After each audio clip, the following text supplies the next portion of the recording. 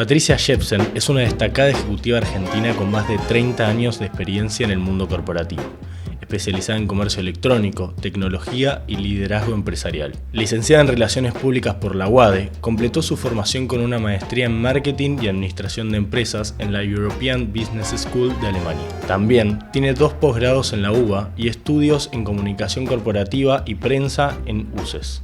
A lo largo de su carrera, ocupó cargos clave tanto en corporaciones líderes como en startups que lograrían dominar el mercado. Siemens, Mercado Libre, Grupo Clarín y Cencosud son solo algunas. También lideró las operaciones de las plataformas de movilidad Bit en Argentina y Chile y Rappi en Argentina y Uruguay. En el ámbito institucional, fue la primera mujer en presidir la Cámara Argentina de Comercio Electrónico, donde impulsó iniciativas como el primer Cyber Monday en el país, además de promover estudios pioneros sobre el sector. Tras su paso en el mundo corporativo, Jepsen se reinventó como consultora y miembro de directorios en empresas de tecnología y retail. Paralelamente se convirtió en una influencer en TikTok, donde comparte contenido sobre liderazgo y el mundo empresarial, acumulando más de 170.000 seguidores. Hoy dedica gran parte de su tiempo en difundir su experiencia de vida y sus aprendizajes a los jóvenes universitarios, y es directora del programa de negocios digitales de la Universidad de Di Tella. Patricia no solo habla de liderazgo, lo encarna y su trayectoria personal y profesional lo refleja. Madre, esposa, ex-CEO, creadora de contenido y mentora. Hoy charlamos con Patricia Jepsen. Quería empezar por tu crianza. ¿Qué valores, qué principios te inculcaron en tus primeros años de vida que llevas hoy en el día a día? Yo vengo de una familia de... mi papá es el licenciado en Administración de Empresas de la UCA. Él empezó su carrera trabajando en una empresa. El papá quería que trabaje con él. Mi abuelo era industrial y mi papá decidió que no, que él quería abrir su propia empresa. Primer conflicto, imagínate, estoy hablando hace muchos años, papá tiene 80. Y un año antes que yo nazca, él abrió su estudio económico jurídico. Pero cuando lo abrió, mi mamá le dijo: acordate que vos no trabajaste con tu papá, o sea que no lo hagas por tus hijos, hacelo por vos. De hecho, ninguna de nosotras 3 trabajamos con papá y todas hicimos nuestro camino, nuestra carrera. O sea que te diría esa como la primera enseñanza de hacer lo que uno quiere y lo que a uno lo hace feliz. Después mi papá siempre nos decía que nos iba a dejar 3 cosas. Educación, o sea, siempre pudimos elegir a dónde estudiar, cómo estudiar. Idiomas, para poder ser ciudadanos del mundo. Y experiencias. Entonces, desde muy chiquitos siempre viajamos bastante y compartimos muchas cosas juntos.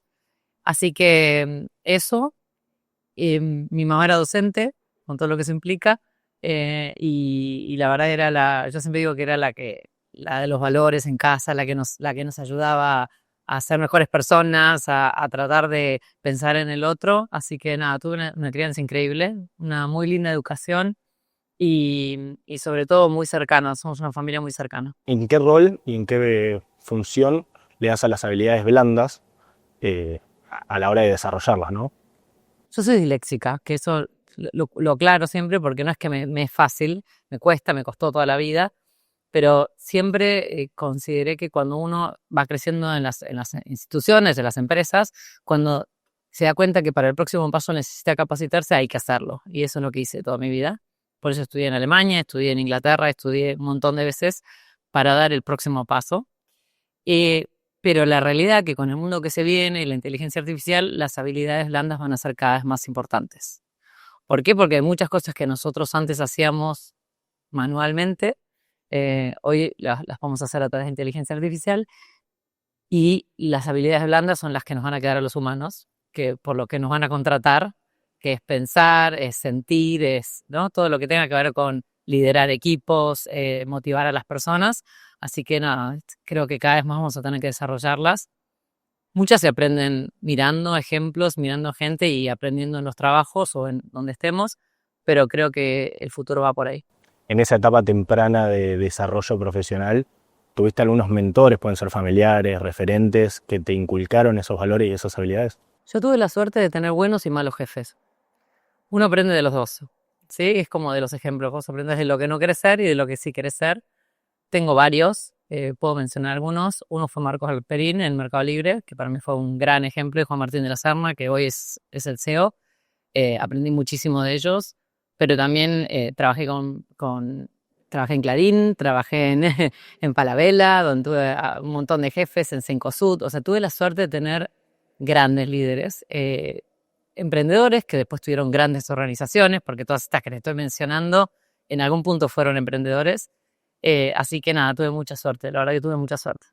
¿Cuál fue el momento, si tenés algún clic que te hizo cambiar y decir, esta experiencia de vida me hizo ser quien soy? Decir, bueno, quiero ir por este lado, quiero que esta sea mi vida, quiero desarrollarme en el mundo corporativo. Creo que la dislexia me ayudó mucho a eso, porque siempre tuve que demostrar desde primaria, o sea, me hacían bullying en la primaria, a mí me decían que leía mal, o sea, para los que somos disléxicos saben lo que es pararse enfrente de gente. No era una época donde todo el mundo sabía lo que era la dislexia, ¿no? Hoy en día todos tenemos ADD o dislexia, pero en ese momento no.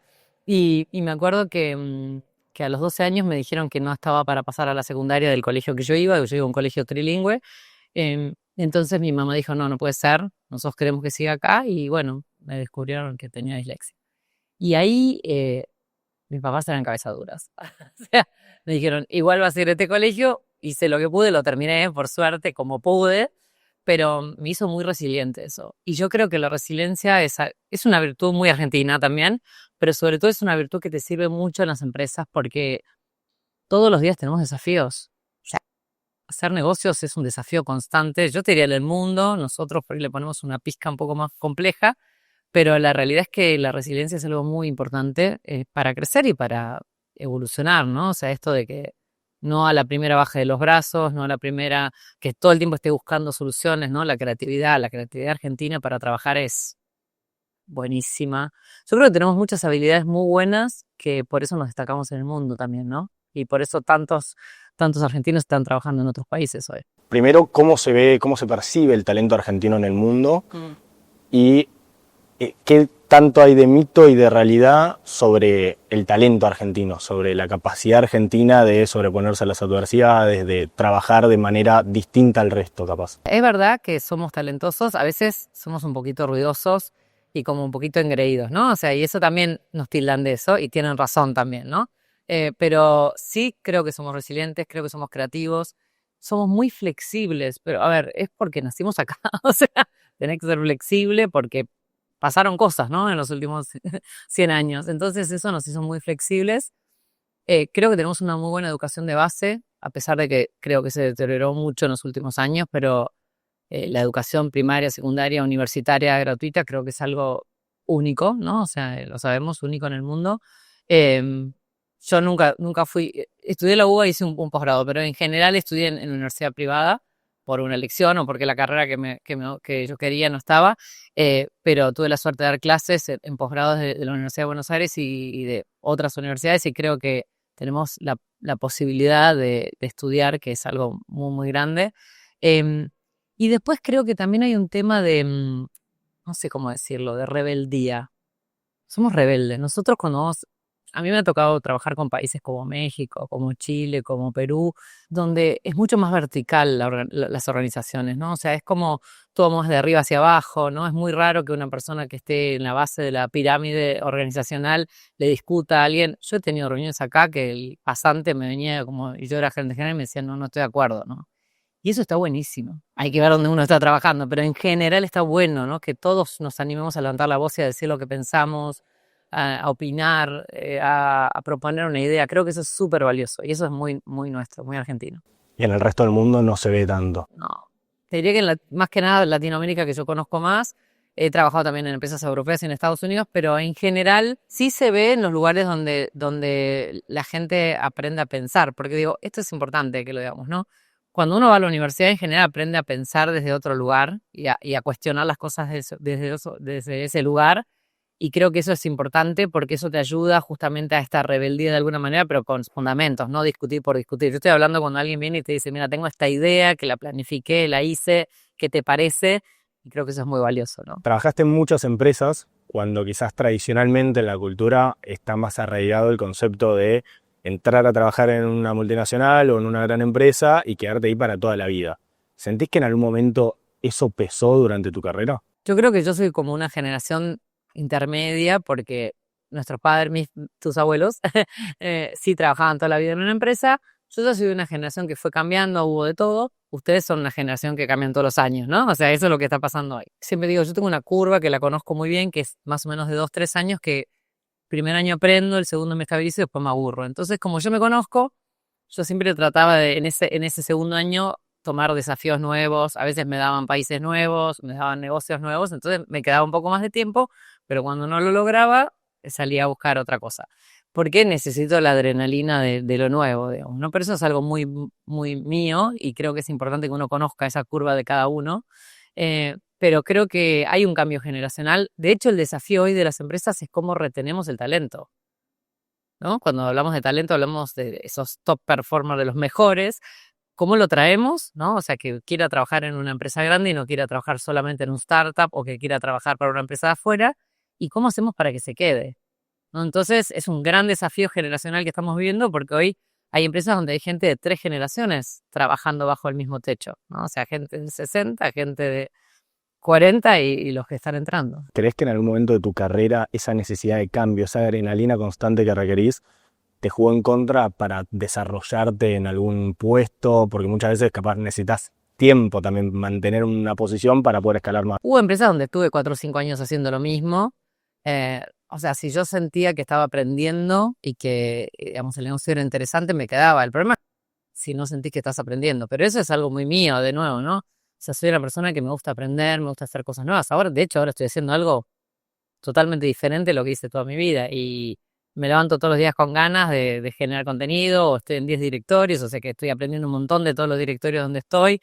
Así que nada, no, yo siento que creo que tiene que ver con uno, eso más que con la sociedad o con lo que te exigen las empresas. Trabajaste en una startup como Mercado Libre y después te fuiste inmediatamente, cuando te fuiste a un grupo más tradicional como es el grupo Clarín. Sí.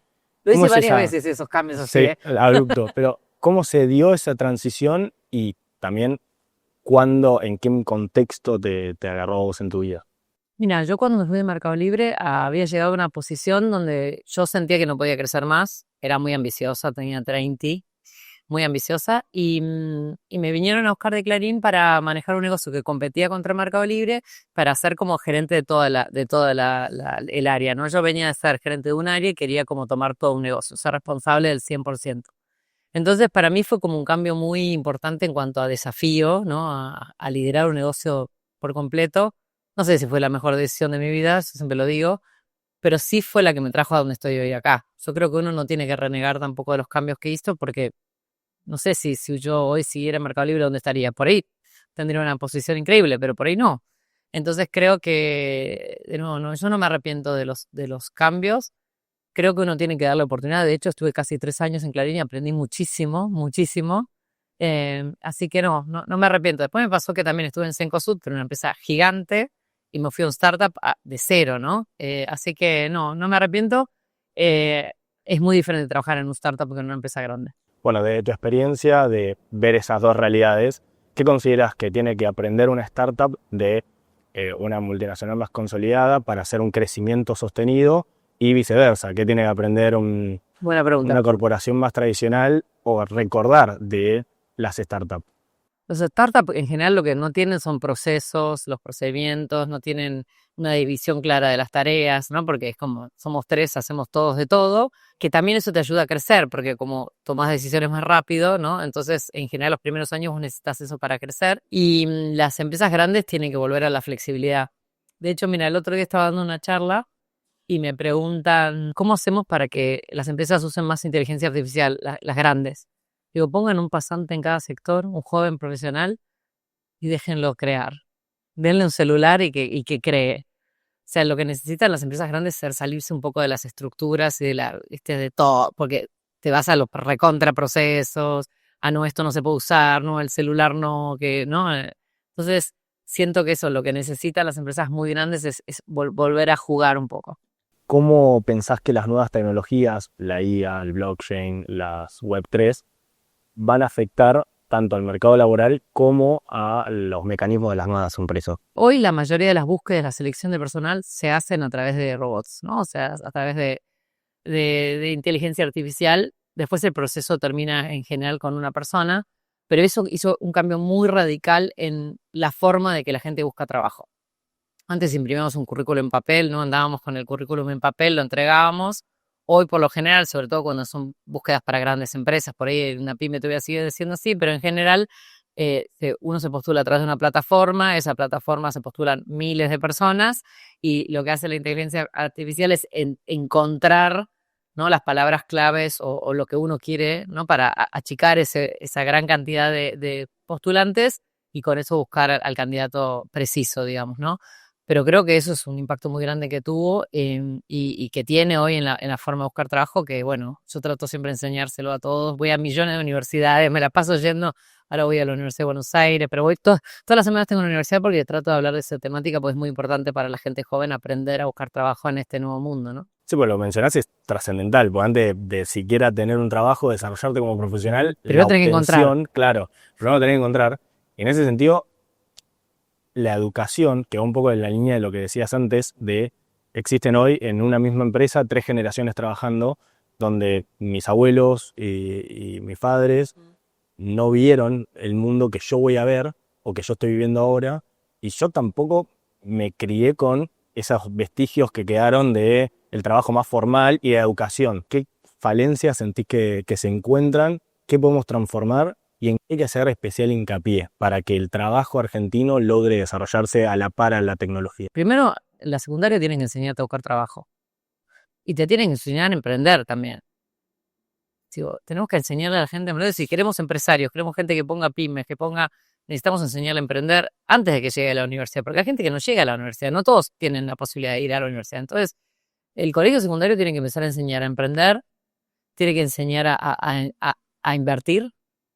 Eso es una gran incógnita que tenemos, que nadie nos enseña a invertir. Cuando somos un país que sabemos un montón de finanzas, de inflación y todo, no nos enseñan a invertir, muy importante. Y te diría, la parte de idiomas también, me parece que es algo que todavía hay mucho para hacer, ¿no? Pero estas 2 primeras son muy importantes. Entonces, tenemos que ser más prácticos en la escuela secundaria, no tan teóricos, ¿no? O sea, está buenísimo aprender de memoria, pero ya no necesitamos casi, ¿no? O sea, ponemos inteligencia artificial y nos va a traer algo. Entonces, tenemos que empezar a aprender a hacer las preguntas correctas. Y nos va a llevar un montón de tiempo, vos sabés lo que cuesta cambiar eso, pero tenemos que empezar en algún momento. Hace poco, en una cena, estábamos hablando con mis hijas y Agustina es economista, estudió en Ditela y Camila estudió diseño de moda. Y Agus me dice, justo hoy estaba hablando con un amigo y me preguntaba si nosotros hablábamos de temas de laburo en casa. Y me dice, sí, es como los abogados hablan de temas de abogados, los políticos hablan de política. Acá en casa se habla de laburo. No todas las familias tienen esa posibilidad, ¿no? Porque no muchos tienen un trabajo formal o trabajan en una empresa grande o lo que sea. Entonces, creo que tenemos que hablar más de estos temas. Pero no desde el lado malo, desde el lado positivo. Está buenísimo tener un buen trabajo. Está bueno tener un trabajo donde estés desafiado. Está bueno tener un trabajo donde vos puedas aportar un valor, ¿no? Creo que tenemos que empezar a hablar de esos temas desde otro lugar también. ¿Qué principios y qué valores esperás construir en un equipo que pasó por las manos de Patricia Jepson? Primero, que sean felices con lo que hacen, que estén, digamos, que estén desafiados. Me importa mucho el compromiso y esa extramilla, como le decimos nosotros, que es dar siempre un poquito más. Que sean creativos, que sean equipos que no se conformen con lo que les dicen, siempre discutan un poco más, que vayan un poco más allá. Creativos, pero no creatividad la de la agencia de publicidad, creatividad en la forma de trabajar, en los procesos, en los costos, en todo eso. Soy una jefa exigente, muy bastante exigente. Sí, ayer estaba con una ex compañera de trabajo y me dice, vos sos exigente, pero está bueno trabajar con vos, porque a mí me gusta esto de nuevo, de que el laburo para mí levantarte a la mañana y ir a laburar no tiene que ser un peso. Tiene que ser algo lindo porque le dedicamos muchas horas. Estamos 9, 10 horas trabajando y si no está bueno lo que hacemos, es horrible. Entonces, mi desafío siempre con mis equipos y con la gente en general es busquen algo que los haga felices y que los desafíe porque es mucho más fácil. ¿Qué herramientas y qué habilidades aprendiste a lo largo de los años para liderar en momentos de crisis? Escucha activa, clave. Escuchen a sus equipos. Obviamente liderazgo, pero también esto de empatizar con la gente, entenderlo, ¿no? ¿Qué le está pasando en ese momento? Cuando hay momentos de crisis, por ejemplo, yo tuve que cerrar una empresa, despedir a todos. O sea, y es un momento durísimo. Vos también te estás quedando sin trabajo, no es que vos te quedas con trabajo, o sea, y son momentos muy difíciles. muy, muy difíciles donde vos realmente tenés que, si hasta ese momento fuiste claro, transparente, explicaste las cosas, es fácil. El problema es cuando las que no lo hacen, ¿no? Ocultamos todo y de repente un día la gente se levanta y no tiene laburo y decís, wow, ¿qué pasó? Bueno, en nuestro caso estaban preparados, pero fue muy duro hacer ese cierre, ¿no? Ese momento fue muy duro. Yo siempre digo que cuando vos despedís a alguien que está haciendo mal su laburo, no es tan difícil porque, digo, a vos te pagan porque tener el mejor equipo, ¿no? Pero cuando vos cerrás una empresa o tenés que cerrar un área o achicar, es muy difícil, es muy difícil. Bueno, en esos momentos de dificultad, pueden ser profesionales o personales, ¿tenés algún mantra, alguna herramienta personal con la cual vos introspectivamente charles y digas, bueno, esta es mi motivación en un momento muy difícil de mi carrera? Mi motivación es llegar a mi casa y que me den un abrazo a mis hijas y mi marido, eso me ayuda, es algo que toda mi vida me ayudó. Em, entender por qué lo estoy haciendo para mí es importante. Yo no hago algo si no lo entiendo muy bien digamos, a veces cuando te llaman te dicen hay que cerrar, ¿no? O sea, no tenés mucho para opinar, pero siempre me gusta entender muy bien por qué y me gusta analizar muy bien qué podría haber hecho mejor. O sea, siempre trato de aprender, incluso con esas situaciones malas o esos, no sé, haces un lanzamiento de producto, te va mal, bueno, ¿qué aprendimos, no? Haces un Cyber Monday, bueno, ¿qué cosas salieron bien y qué cosas salieron mal? Porque lo peor que podemos hacer como humanos es no ver en qué nos equivocamos. No, la historia se trata de eso, en qué hicimos mal y qué vamos a hacer mejor para que la historia de acá para adelante sea distinta. Y creo que ese es el desafío en todos los niveles de la organización. Quiero irme un poquito más al final de tu carrera en el mundo corporativo. Trabajaste 30 años. 30 años y un mes, según el ANSES. Sí, 30 años, Y un mes. corrijo. Trabajaste 30 años y un mes en el mundo corporativo, pero sin embargo en las redes te definís como madre, amiga y hermana. Y esposa, perdón. Sí. También soy hermana, tengo Todo dos eso. mujeres, dos hermanas mujeres. En el mundo corporativo, en ese nivel de toma de decisiones, ¿se puede equilibrar la balanza para tenerlo todo? Con una muy buena agenda, con un compañero increíble, con metas claras, también dejando de hacer cosas. Si tuviera que decir lo que más descuidé es a mí misma, no tanto el trabajo, no tanto mi familia, pero a mí misma seguramente en algunos momentos me descuidé, no sé, desde no hacer deporte tanto como tendría que haber hecho otras cosas, pero sí se puede. ¿Vos en el momento, viéndolo en retrospectiva, te arrepentís de algo? No, no me arrepiento de nada. No, elegí cada una de las batallas que hice, elegí cada momento. Sí tuve momentos difíciles. Mi marido se enfermó mucho de meningitis tuberculosa. Estaba de viaje, me llamó y me dijo, tenés que volver porque me siento mal. Me dice, me duele la cabeza. Le digo, tomate algo, gordo. O sea, me duele la cabeza.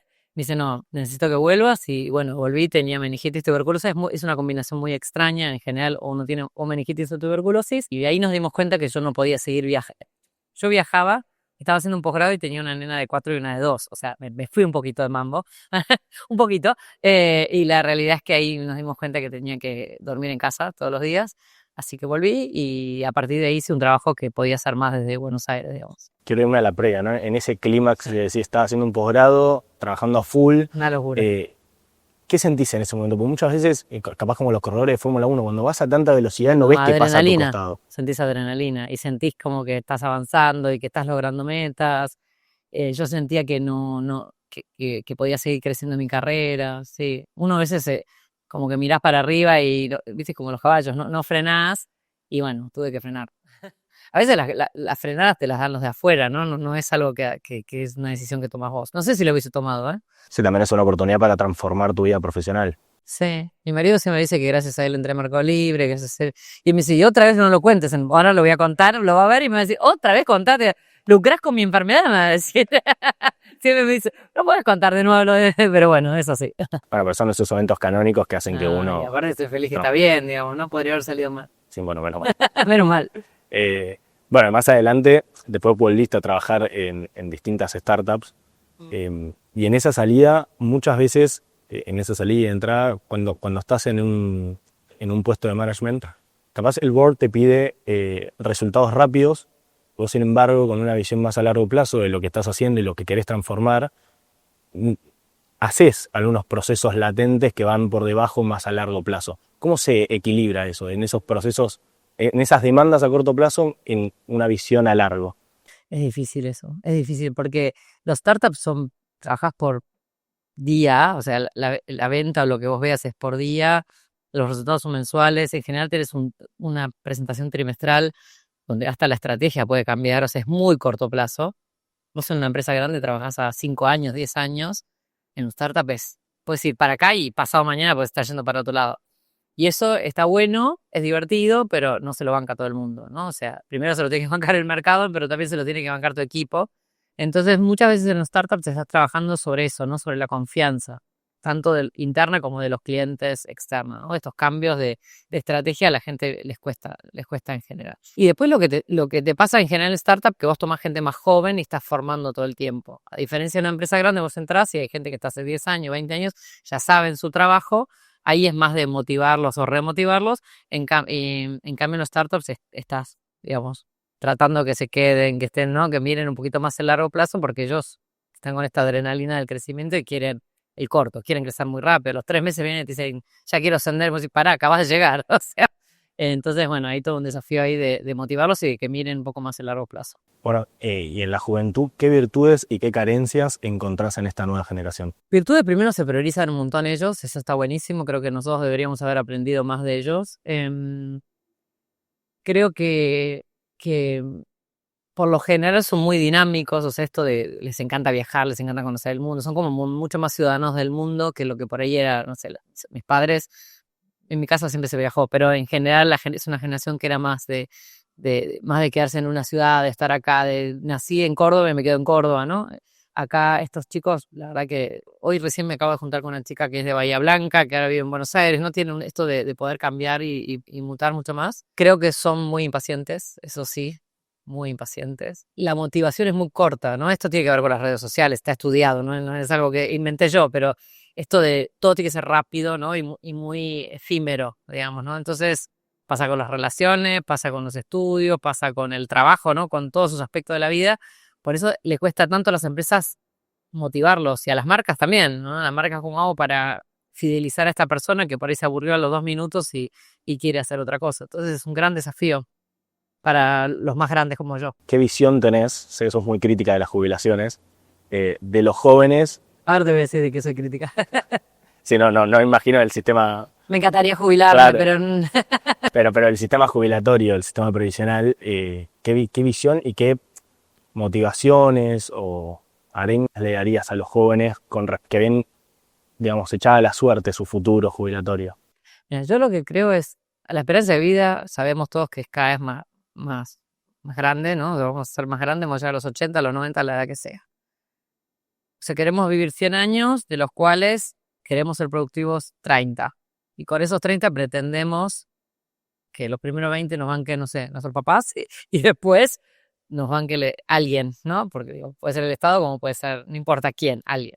No dan los números, ¿no? O sea, es una cuenta fácil. Entonces, primero eso, y digamos, y eso lo estamos viendo en todo el mundo, no es algo que estoy inventando yo acá, digo, lo vemos en todo el mundo. Entonces, lo primero que yo diría es, y encima nos está pasando que la gente, en vez de, no llegan hasta los 60 o 65 años tampoco trabajando. Hay mucha gente que ya el mundo corporativo lo eyecta a los 45, a los 50. Yo todos los días recibo consultas. Me quedé sin laburo, tengo 50 años, ¿qué hago? ¿No? Entonces, lo que yo diría es, ¿qué vamos a hacer nosotros distinto para cambiar eso? Nosotros, no esperemos que alguien lo resuelva. Nosotros, Pato, ¿qué va a ser distinto? Yo lo primero que hice es, yo sabía que después de que yo me iba del mundo corporativo, sabía lo que iba a hacer. ¿Qué nos vamos a dedicar los próximos años productivos que nos quedan? 10, 20, 30 o lo que nos dé la cabeza, porque también hay un tema de sentirse útil, ¿no? Mi papá tiene 80, labura todos los días y es un crack. Hablas con él, está súper bien de la cabeza, es un placer hablar con él, ¿sí? Lee todos los diarios, está informado, viaja y de nuevo, es porque sigue trabajando, ¿no? No, como que no se achanchó, no se quedó en casa esperando o tratando de sobrevivir con la jubilación, digamos. Entonces, siento que tenemos que repensarnos qué vamos a hacer después del mundo corporativo. O a pasar al momento o del mundo que sea, ¿no? Cuando dejemos de trabajar, ¿qué vamos a hacer? Tanto intelectualmente como para generar ingresos, porque muchos vamos a necesitar, ¿no? Una ayudita para llegar a fin de mes. Entonces creo que es súper importante que pensemos eso y realmente nos preparemos para eso. No dejemos que alguien lo decida por nosotros. Creo que eso es un poco el Cuando cambio. decís nos preparemos, ¿lo ves de una arista individual? ¿Considerás que el Estado tiene que tener una política activa para incentivar no solamente la educación, como mencionabas antes, de que desde el secundario aprendan a invertir, Yo creo que todos, mira, por ejemplo, el otro día estuve con una empresa que lo que hace es tomar gente de 60 años, que ya está jubilada. ¿Por qué? Porque se dieron cuenta que necesitaban algo muy técnico que ya no se estudia en las universidades, que los chicos jóvenes no les gusta hacerlo, y entonces empezaron a tomar gente más grande para eso. Conozco gente que después de que se fue del mundo corporativo se dedica a hacer consultoría, no tengo ni idea, que yo hago contenido en TikTok, o sea, digamos, soy más creativo que eso. Entonces creo que tenemos que encontrar algo para hacer, de nuevo, no solo por lo económico, sino para tener una calidad de vida diferente. Una persona que está activa intelectualmente o que hace algo, no digo que trabajemos 14 horas por día, no. Lo que digo es, hagamos algo donde podamos mover nuestro intelecto, hace que seamos más útiles, incluso para la sociedad, ¿no? Creo que el Estado, qué desafío, qué desafío. Creo que obviamente que tiene que hacerlo mejor con nuestros recursos, con lo que aportamos esos 30 años, y tiene que tratar de que llegue a la mayor cantidad de gente, pero de nuevo, la cuenta no da. Entonces digo, ¿cómo hacemos para que esa cuenta dé, no? O sea, hay muchos países, yo viví muchos años en Alemania, y la realidad es que históricamente la jubilación en Alemania era altísima, o sea, y hoy cada vez es peor, ¿no? ¿Por qué? Porque la pirámide la tienen totalmente invertida. O sea, cada vez hay más gente más grande y menos gente joven. La gente tiene un hijo o no tiene hijos. ¿Quién va a pagar el día de mañana la cuenta, no? Alguien la tiene que pagar. Entonces, es un gran desafío. Yo creo más en lugar de estar esperando que el Estado haga algo por mí, en resolverlo yo misma. Sé que no es fácil, que no lo pueden hacer todos, pero esa es mi forma de pensar. En tus redes contaste varias veces el porqué, el nicho que encontraste que hacía falta comunicar, pero ahora mi pregunta es más personal. ¿Qué hacía falta en vos para hacer ese salto, para decir, quiero que el mundo se informe más, conozca más sobre estos temas? No solamente por la falta y el nicho que encuentro, porque en otras casas no se hablan de estos temas, e incluso en la Argentina es medio tabú. Me di cuenta que había una necesidad muy grande de contar del mundo de las empresas desde otro lugar. No desde el lugar, desde la soberbia, desde soy CEO de una organización, sino desde todos lo podemos hacer, solamente hay que estudiar, laburar, ¿sí? Entonces empecé a hablar de eso y empecé a contestar muchas preguntas, porque no todo el mundo tiene en su familia alguien a quien puede preguntarle, ¿no? Entonces creo que eso es lo que hago y lo estoy haciendo para devolver. La realidad es esa. Lo estoy haciendo para devolverle a mucha gente la gran posibilidad que tuve yo de trabajar 30 años con líderes increíbles, en empresas buenísimas. Y nada, hago eso, contesto eso y me hace muy feliz. La verdad que está buenísimo. ¿Por qué considerás que en la Argentina está tan mal visto o incluso invisibilizado, ¿no? el empresariado? Primero, porque hay mucha gente que no lo conoce. Segundo, porque creo que los empresarios tienen que mostrarse más. Creo que también es un... Pero mostrarse no desde el lado, sino desde el lado de la cantidad de empleos que dan. No es fácil hacer negocios en la Argentina. O sea, la gente cree que es facilísimo y son todos millonarios. No son todos millonarios. De hecho, muchos se han fundido, han hecho muchas empresas y después las han cerrado. Entonces creo que es importante. Si vos vas a Estados Unidos, la gente admira a los empresarios de una manera que nosotros no hacemos acá.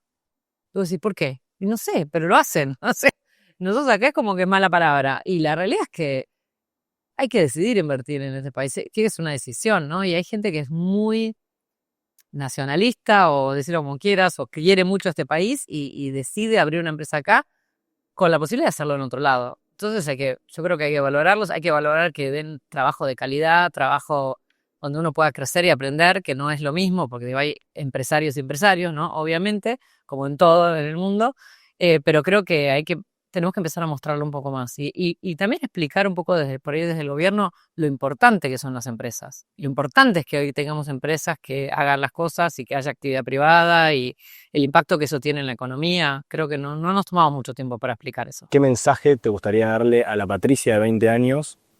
Y a su vez, bueno, lo charlamos en este último periodo de la entrevista. ¿Qué mensaje te gustaría dejarle a esta nueva generación para que aprenda, para que mejore su situación laboral?